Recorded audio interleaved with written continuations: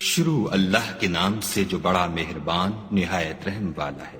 حامیم، یہ کتاب خدائے رحمان و رحیم کی طرف سے اتری ہے، ایسی کتاب جس کی آیتیں واضح المعانی ہیں، یعنی قرآن عربی ان لوگوں کے لیے جو سمجھ رکھتے ہیں، جو بشارت بھی سناتا ہے اور خوف بھی دلاتا ہے، لیکن ان میں سے اکثروں نے منہ پھیر لیا اور وہ سنتے ہی نہیں، اور کہنے لگے کہ جس چیز کی طرف تم ہمیں بلاتے ہو اس سے ہمارے دل پردوں میں ہیں اور ہمارے کانوں میں بوجھ یعنی بہرا پن ہے، اور ہمارے اور تمہارے درمیان پردہ ہے، تو تم اپنا کام کرو، ہم اپنا کام کرتے ہیں۔ کہہ دو کہ میں بھی آدمی ہوں جیسے تم، ہاں مجھ پر یہ وحی آتی ہے کہ تمہارا معبود خدائے واحد ہے، تو سیدھے اسی کی طرف متوجہ رہو اور اسی سے مغفرت مانگو، اور مشرکوں پر افسوس ہے جو زکوٰۃ نہیں دیتے اور آخرت کے بھی قائل نہیں۔ جو لوگ ایمان لائے اور عمل نیک کرتے رہے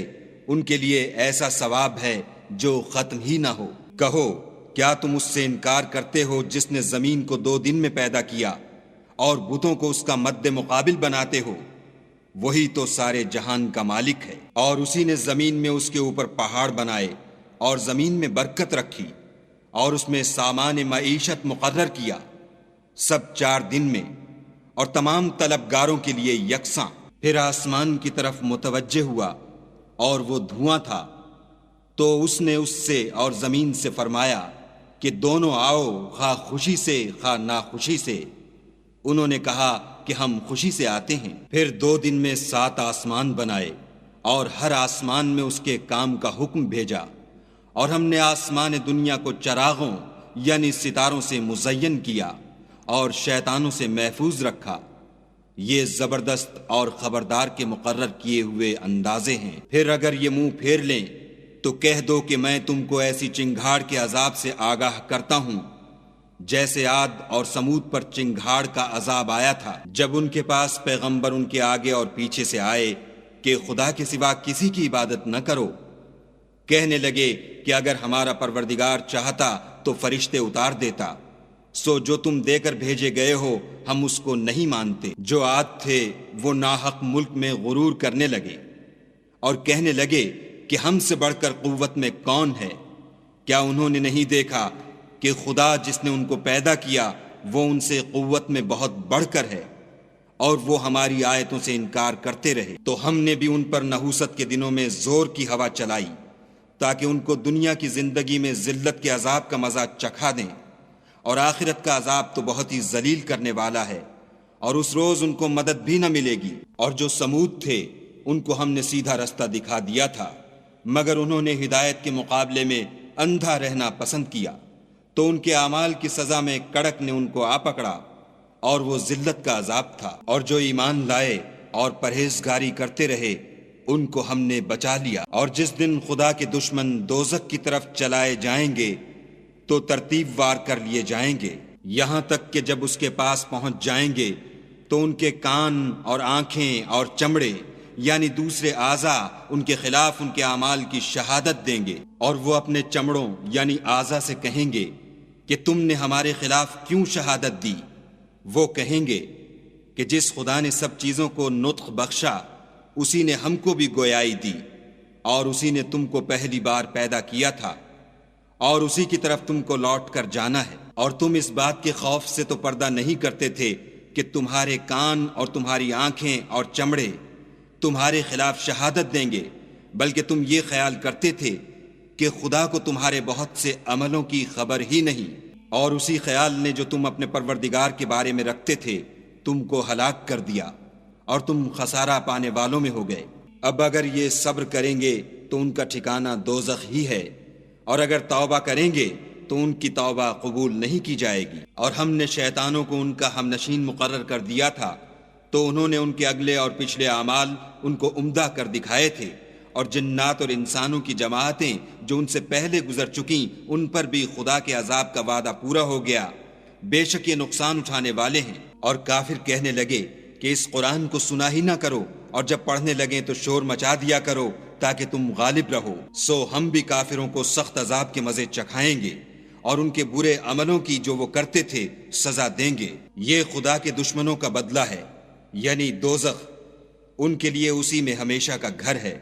یہ اس کی سزا ہے کہ ہماری آیتوں سے انکار کرتے تھے۔ اور کافر کہیں گے کہ اے ہمارے پروردگار، جنوں اور انسانوں میں سے جن لوگوں نے ہم کو گمراہ کیا تھا ان کو ہمیں دکھا کہ ہم ان کو اپنے پاؤں کے تلے روند ڈالیں تاکہ وہ نہایت ذلیل ہوں۔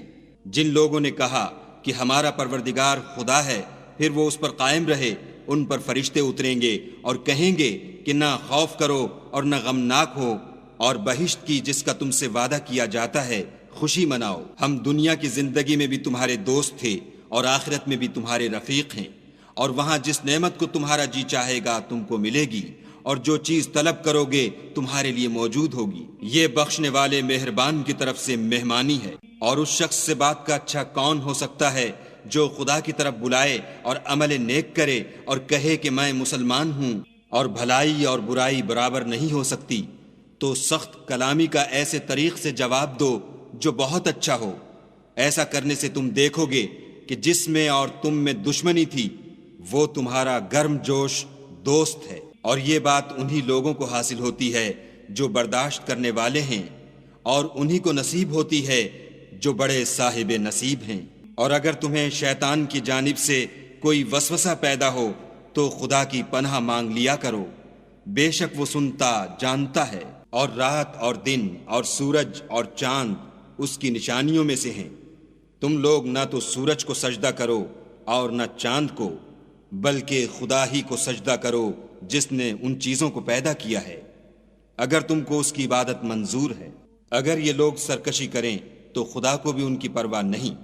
جو فرشتے تمہارے پروردگار کے پاس ہیں وہ رات دن اس کی تسبیح کرتے رہتے ہیں اور کبھی تھکتے ہی نہیں۔ اور اے بندے، یہ اسی کی قدرت کے نمونے ہیں کہ تو زمین کو دبی ہوئی یعنی خشک دیکھتا ہے، جب ہم اس پر پانی برسا دیتے ہیں تو شاداب ہو جاتی اور پھولنے لگتی ہے۔ تو جس نے زمین کو زندہ کیا وہی مردوں کو زندہ کرنے والا ہے، بے شک وہ ہر چیز پر قادر ہے۔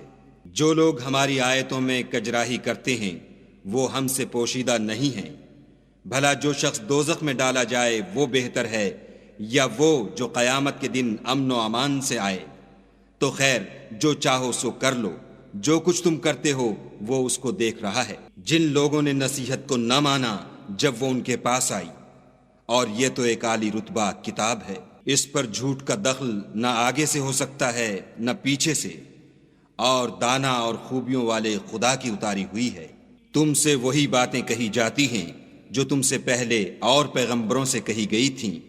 بے شک تمہارا پروردگار بخش دینے والا بھی ہے اور عذاب علیم دینے والا بھی ہے۔ اور اگر ہم اس قرآن کو غیر زبان عرب میں نازل کرتے تو یہ لوگ کہتے کہ اس کی آیتیں ہماری زبان میں کیوں کھول کر بیان نہیں کی گئیں؟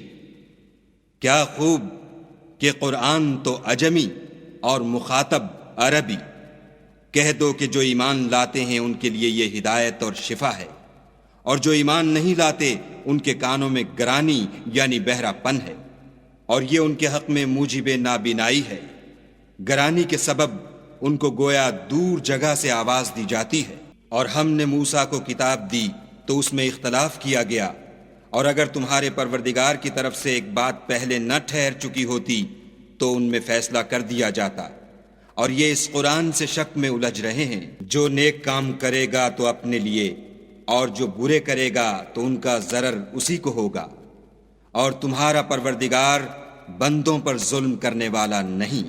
قیامت کے علم کا حوالہ اسی کی طرف دیا جاتا ہے، یعنی قیامت کا علم اسی کو ہے، اور نہ تو پھل گابھوں سے نکلتے ہیں اور نہ کوئی مادہ حاملہ ہوتی اور نہ جنتی ہے، مگر اس کے علم سے۔ اور جس دن وہ ان کو پکارے گا اور کہے گا کہ میرے شریک کہاں ہیں، تو وہ کہیں گے کہ ہم تجھ سے عرض کرتے ہیں کہ ہم میں سے کسی کو ان کی خبر ہی نہیں۔ اور جن کو پہلے وہ خدا کے سوا پکارا کرتے تھے سب ان سے غائب ہو جائیں گے، اور وہ یقین کر لیں گے کہ ان کے لیے مخلصی نہیں۔